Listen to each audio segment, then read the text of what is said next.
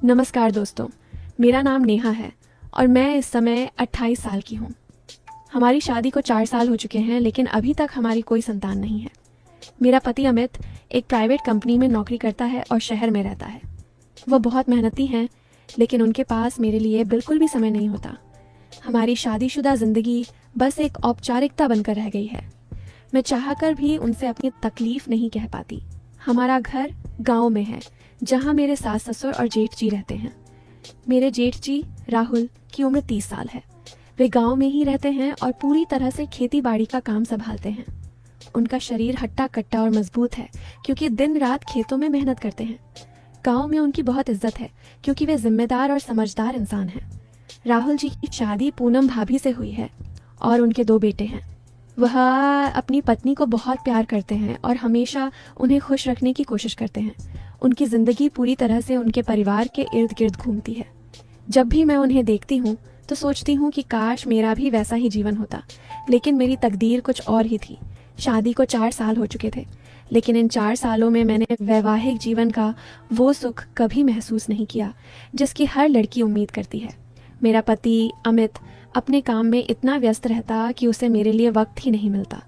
कभी उसे दूसरे शहर जाना पड़ता, तो कभी कभी तो वह पूरे महीने भर के लिए बाहर ही रहता। मैं बस दिन गिनती रहती कि कब वह लौटेंगे, कब मुझे उनका प्यार मिलेगा, लेकिन हर बार सिर्फ मायूसी ही हाथ लगती। शादी से पहले मैंने हमेशा सोचा था कि मेरा पति मुझे दुनिया की सारी खुशियाँ देगा, मुझे बाहों में भरकर प्यार करेगा, मेरे साथ बैठेगा, बातें करेगा। लेकिन हकीकत इससे बिल्कुल उलट थी।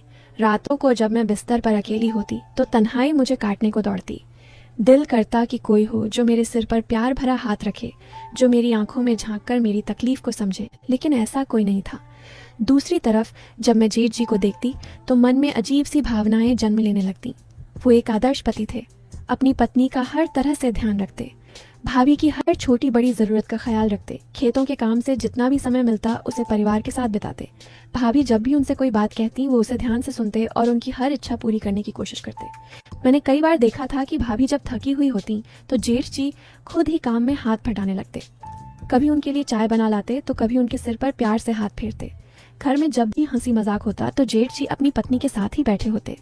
भाभी की आंखों में वो संतोष साफ झलकता था जो एक पत्नी अपने पति के प्यार से पाती है, और यही चीज़ मुझे अंदर ही अंदर जलाने लगी थी। मैं खुद को समझाने की कोशिश करती कि ऐसा सोचना गलत है, लेकिन दिल पर काबू पाना इतना आसान नहीं था। जब मैं जेठ जी और पूनम भाभी को हंसते, बातें करते, एक दूसरे के साथ खुश देखते तो मेरे दिल में एक अजीब सी जलन उठती। मन में सवाल आता, क्यों नहीं अमित भी मेरे साथ ऐसे पेश आते। कई बार तो ये सोचकर आंसू भी आ जाते कि काश मेरी शादी जेठ जी से हुई होती। जब मैं पूनम भाभी को उनके साथ देखती तो मन में ये सवाल उठता कि अगर मैं उनकी जगह होती तो क्या मुझे भी इतना ही प्यार मिलता, क्या जेठ जी भी मुझे उतना ही खुश रखते जितना वो अपनी पत्नी को रखते हैं। ये ख्याल गलत था, लेकिन ये मेरे दिल में बार बार आता था। रात का सन्नाटा मेरी तन्हाई को और भी गहरा बना देता। जब पूरा घर सो जाता तो मैं करवटें बदलती रहती। कभी आंखें बंद करती तो जेठ जी की मुस्कुराहट याद आ जाती, कभी सोने की कोशिश करती तो उनके मजबूत हाथों से खेतों में काम करने का दृश्य आंखों के सामने आ जाता। जब अमित घर आते भी थे तो भी वो बस फोन में बिजी रहते। मैं कई बार चाहती कि वो मेरी तरफ देखे, मेरे पास बैठे, मुझसे प्यार भरी बातें करे, लेकिन ऐसा कुछ भी नहीं होता। शादीशुदा होकर भी मैं किसी कुंवारी लड़की की तरह प्यार के लिए तड़प रही थी। मेरे मन में बार बार ये सवाल उठता कि अगर मेरा पति मुझे प्यार नहीं दे सकता तो क्या मैं सारी उम्र इसी तरह अकेली रहूंगी। क्या मुझे अपनी जिंदगी किसी और की खुशियों को देखकर जलने में ही बितानी होगी। मैं तो पहले ही अकेली थी, तभी मेरे पति ने कहा कि मुझे काम के सिलसिले दूसरे शहर जाना पड़ेगा। हर बार की तरह इस बार भी उन्होंने जाते समय कहा था, नेहा अपना ख्याल रखना, ज़्यादा सोच विचार मत किया करो, मैं जल्दी लौटूंगा। लेकिन मुझे पता था कि जल्दी का मतलब कम से कम 1 महीना तो होगा ही। उनकी बातें अब मुझे खोखली लगने लगी थी। मैं कोई शिकायत भी नहीं कर सकती थी, क्योंकि मैंने खुद को समझा लिया था कि उनकी प्राथमिकता सिर्फ उनका करियर है, मैं नहीं। अब घर के सारे काम और जिम्मेदारियां मेरी और पूनम भाभी की ही थीं। दिन भर काम में लगी रहती, लेकिन मन तो वहीं भटकता रहता, जेठ जी की तरफ। उस दिन सुबह का वक्त था। मैं आंगन में कपड़े धो रही थी। सूरज की हल्की किरणें सफ़ेद चादरों पर पड़ रही थीं और ठंडी हवा बह रही थी। मैं बाल्टी में कपड़े भिगो चुकी थी, लेकिन जैसे ही मैंने नल खोला पानी नहीं आया। मैंने कई बार कोशिश की, लेकिन पानी की एक बूंद भी नहीं गिरी। मैंने इधर उधर देखा और देखा कि जेठ जी खेत से लौट रहे थे।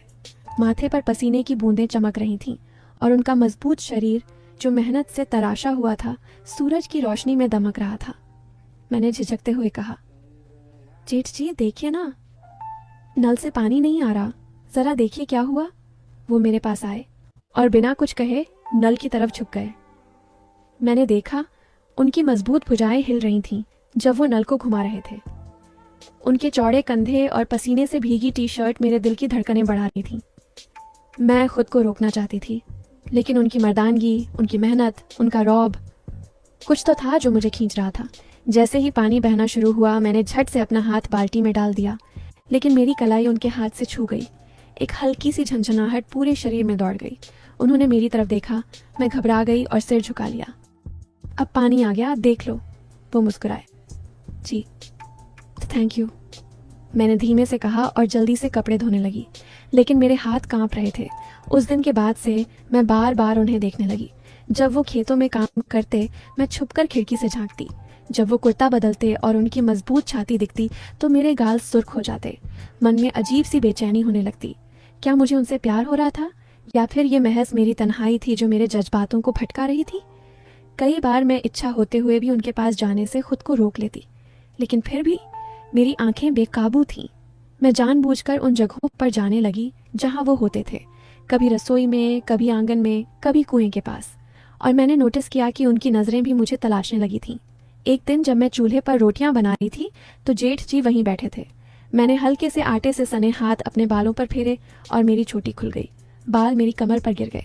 मैंने देखा उनकी आंखें मुझ पर टिक गई थीं। मेरा दिल जोरों से धड़कने लगा। उनकी आंखों में एक गहरी चमक थी। उन्होंने अपनी नज़रें हटाने की कोशिश की, लेकिन कर नहीं पाए। उस शाम बारिश हो रही थी। मैं छत से कपड़े उतारने गई, तभी बिजली कड़की और मैं डरकर पीछे हट गई। फिसलते फिसलते मैं गिरने ही वाली थी कि एक मजबूत हाथ ने मुझे पकड़ लिया। संभल कर उनकी भारी आवाज़ मेरे कानों में पड़ी। मैंने ऊपर देखा। जेठ जी मेरे बेहद करीब खड़े थे। उनका हाथ अभी भी मेरी कमर पर था। मैं कुछ नहीं बोली। उन्होंने भी अपनी पकड़ ढीली कर दी, लेकिन हमारी आंखें एक दूसरे से नहीं हट रही थीं। उस पल मुझे एहसास हुआ कि यह सिर्फ आकर्षण नहीं था। मेरे दिल ने कब का अपनी हदें तोड़ दी थीं। उस दिन के बाद से कुछ बदल गया था, या शायद मैं ही बदल गई थी। पहले जहां मैं अपने पति के प्यार के लिए तरसती थी, अब मेरी आंखें किसी और को ढूंढने लगी थीं। मैं चाहकर भी उन्हें नजरअंदाज नहीं कर पा रही थी। उनकी मजबूत कदकाठी, उनकी गहरी आंखें, उनका अपनापन, सब कुछ मुझे अपनी ओर खींच रहा था। वो पहले भी वैसे ही थे, लेकिन मैं पहली बार उन्हें इस नज़र से देख रही थी। मन में सवाल उठ रहे थे, क्या यह सिर्फ मेरी तन्हाई का असर था, या फिर सच में मेरे दिल में उनके लिए कोई खास जगह बन गई थी? मैं इन सवालों से जूझती रहती, लेकिन जवाब कभी साफ नहीं मिलता। जब भी मैं खुद को समझाने की कोशिश करती, कोई ना कोई घटना मुझे फिर से उसी मोड़ पर ले आती जहां मेरे दिल की धड़कनें तेज हो जाती थीं। अब मैं चाहती थी कि जेठ जी मुझसे बातें करें। मैं चाहती थी कि वो मेरी तरफ देखें, मेरी परवाह करें, जैसे वो भाभी की करते थे। पर वो तो मुझसे वैसे ही पेश आते थे जैसे पहले आते थे, सम्मान और मर्यादा के साथ। यही बात मुझे और बेचैन कर रही थी। मैं उनके लिए सिर्फ उनकी छोटी भाभी थी, इससे ज़्यादा कुछ नहीं। लेकिन मैं अब सिर्फ उनकी छोटी भाभी बनकर नहीं रहना चाहती थी। कई बार मैंने चाहा कि उनसे कुछ कहूँ, पर कहती क्या मैं उन्हें बता सकती थी कि मेरा मन उनके पास खिंचता चला जा रहा है? एक शाम मैं आंगन में अकेली बैठी थी। जेठ जी पास ही कुर्सी पर बैठे अपने फ़ोन में कुछ देख रहे थे। माहौल शांत था, लेकिन मेरे दिल में उथल पुथल मची हुई थी। मैंने कई बार चाहा कि उनसे कुछ कहूँ, पर मेरे होंठ कुछ बोलने से पहले ही कांपने लगते। अचानक उन्होंने मेरी तरफ देखा और वो बोले, क्या हुआ नेहा, तुम कुछ कहना चाह रही हो? उनकी आवाज़ में वही अपनापन था जो हमेशा होता था। मुझे लगा अब वक्त आ गया है, अब मुझे अपने दिल की बात कह देनी चाहिए। मैंने हिम्मत जुटाई।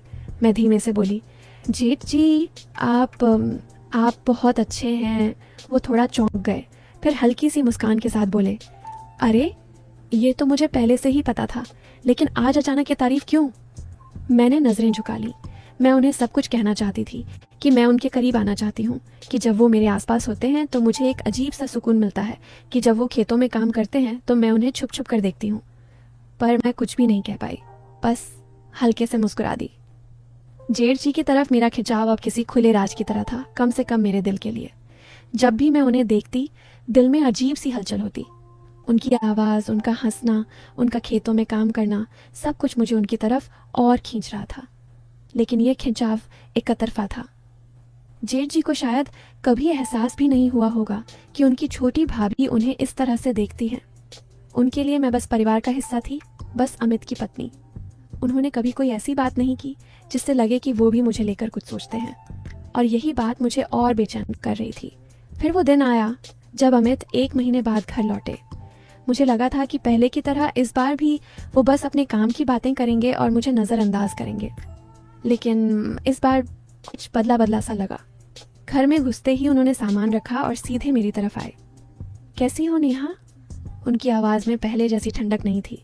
उनके चेहरे पर वही पुराना प्यार लौट आया था जो मैंने शादी के शुरुआती दिनों में देखा था। मैंने हल्की मुस्कान दी। ठीक हूँ, आप कैसे हैं? मुझे उम्मीद नहीं थी कि वो मेरे करीब आकर मेरा हाथ पकड़ लेंगे, लेकिन उन्होंने ऐसा किया। उनका स्पर्श अलग था, पहले जैसा नहीं, बल्कि ज़्यादा गहरा, ज़्यादा सच्चा। नेहा, मैं जानता हूँ कि मैं तुम्हें पहले जैसा वक्त नहीं दे पाया, लेकिन अब मैं कोशिश करूँगा। मेरा दिल धड़क उठा। क्या ये वही अमित थे जिनकी गैर मौजूदगी ने मुझे किसी और की तरफ खींच दिया था? अब मेरे सामने 2 रास्ते थे। एक वो जिसे मैं इतने दिनों से देख रही थी, यानी जेठ जी, और दूसरा वो जिसे मैंने कभी अपनाया ही नहीं, यानी अमित। मेरे दिल में हलचल मच गई। क्या मैं अब भी जेठ जी के लिए वैसा ही महसूस कर रही थी? उस रात जब मैं अकेले कमरे में बैठी थी, तब मैंने खुद से ये सवाल किया, और जवाब धीरे धीरे साफ होने लगा। जब मैंने अपनी ज़िंदगी को गौर से देखा तो महसूस हुआ कि जेठ जी के लिए मेरा खिंचाव प्यार नहीं था, बल्कि सिर्फ एक अधूरी चाहत थी। वो चाहत जो मैंने अपने पति में देखनी चाहिए थी, लेकिन कभी देख नहीं पाई। जब मुझे अमित से वो प्यार नहीं मिला जिसकी मुझे ज़रूरत थी, तो मैंने उसे कहीं और ढूंढना शुरू कर दिया, और वो कहीं और मेरे अपने ही घर में था, जेठ जी के रूप में। लेकिन क्या जेठ जी को कभी एहसास हुआ कि मैं उनके लिए कुछ महसूस करने लगी थी? नहीं। क्या उन्होंने कभी मेरी नज़रों में कोई बदलाव देखा? नहीं। और यही सही भी था। वो वैसे ही थे जैसे हमेशा थे, अपने खेतों और परिवार में व्यस्त, अपने बच्चों और पत्नी के प्रति समर्पित। और मैं अब धीरे धीरे इस एहसास से बाहर आ रही थी। अमित अब सच में बदल गए थे। वो अब ज़्यादा समय मेरे साथ बिताने लगे।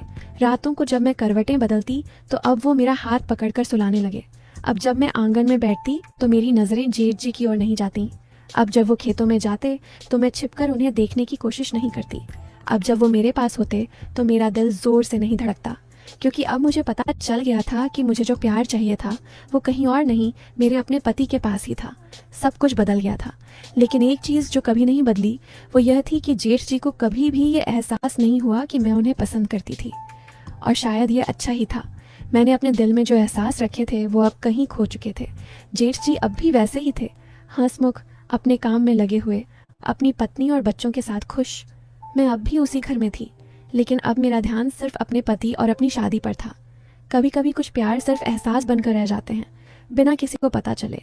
तो दोस्तों, एक औरत के लिए प्यार सिर्फ एक एहसास नहीं, बल्कि उसकी पूरी दुनिया होता है। जब उसे अपने पति से वो प्यार नहीं मिलता जिसकी उसे ज़रूरत होती है, तो उसका दिल भटकने लगता है। नेहा के साथ भी यही हुआ। अगर अमित वक्त रहते नहीं बदलते तो शायद उसकी तन्हाई उसे ऐसी राह पर ले जाती जिससे 2 घर बर्बाद हो सकते थे, उसका अपना और जेठ जी का। इसलिए हर पति को यह समझना चाहिए कि उसकी पत्नी सिर्फ रोटी बनाने और घर संभालने के लिए नहीं बनी। उसे प्यार, उसे वो केयर और रिस्पेक्ट चाहिए। तो दोस्तों, ये कहानी आपको कैसी लगी बताएगा ज़रूर।